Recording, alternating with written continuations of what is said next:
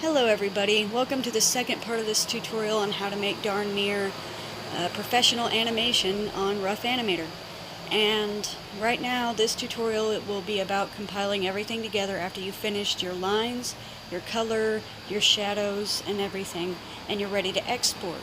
Now right now I'm doing this voiceover over the work that I previously done before.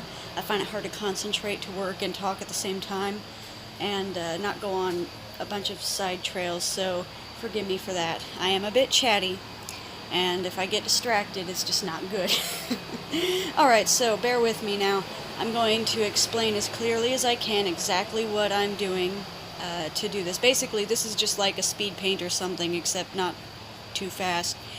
You could just watch this, but my tutorial is by my voice, unless you can visually catch on. I did edit this video a bit. I cut some parts out because I wanted to protect some personal information, so it can look a little jumpy at times. But you can basically tell what I'm doing if you watch the video as well. So what you first want to do, if you know nothing about these programs and how to handle it, so from Rough Animator, starting from when you finished the before project, the lines, the color, and the shading, you want to export that into an MP4 format.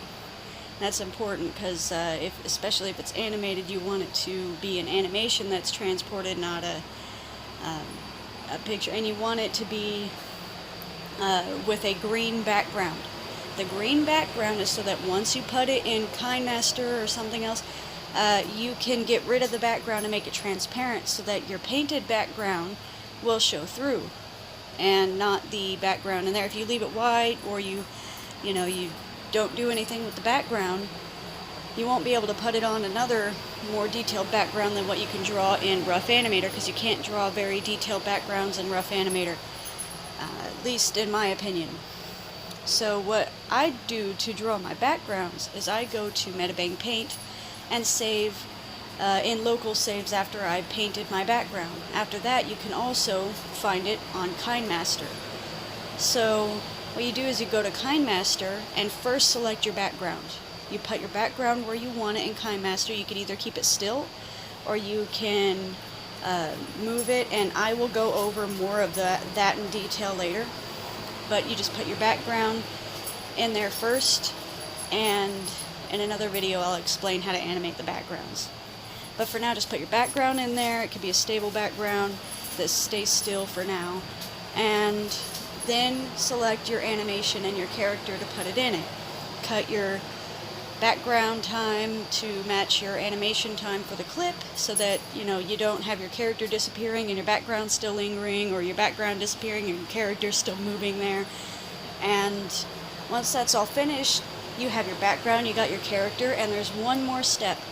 If you want to make it look really nice, you can make a gradient light that just it gives an anime feel, because they have all these lightings and effects in anime where from one corner it's like orange or it's white or whatever, and it's a gradient that goes across the screen and lights everything up a little bit and makes everything just blend really nicely.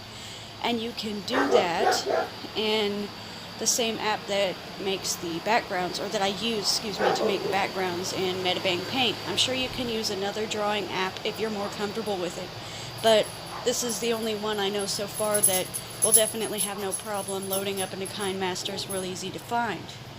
So after you've drawn your background, you've imported it in, you imported your character, you want to go back into Metabang Paint. You want to make a gradient in the corner, what'll be the color of your lighting, and make sure you set that gradient to from color to clear, from color to transparent, not from one color to another color, or else it'll just color everything. But if you set it to the where it just colors one color across and then fades into zero opacity, that's what you want. And when you're done with that, just like any other image, if you save it in local saves, you could put that image over the clip that you've done, and you can play with the opacity of that too, if it's too dark or too light. And after that, you got your clip. It's got the nice lighting, it's got the background, it's got the character in it. It's really just as simple as that. You know, you can just watch the rest of the video if you'd like, or you can click on something else. This is just a little bit of me working on this, but that's basically how to put it all together. One more thing before I go is you can also put sound on here. I'll do a more detailed tutorial on how to do each of these steps one by one, but this is kind of a compilation of how I finished off everything after what I did in the first tutorial. So if anyone would like to see a specific tutorial first before I put anything else up, you can leave a comment, and I'll probably put up what people are demanding the most. And I'll see you later.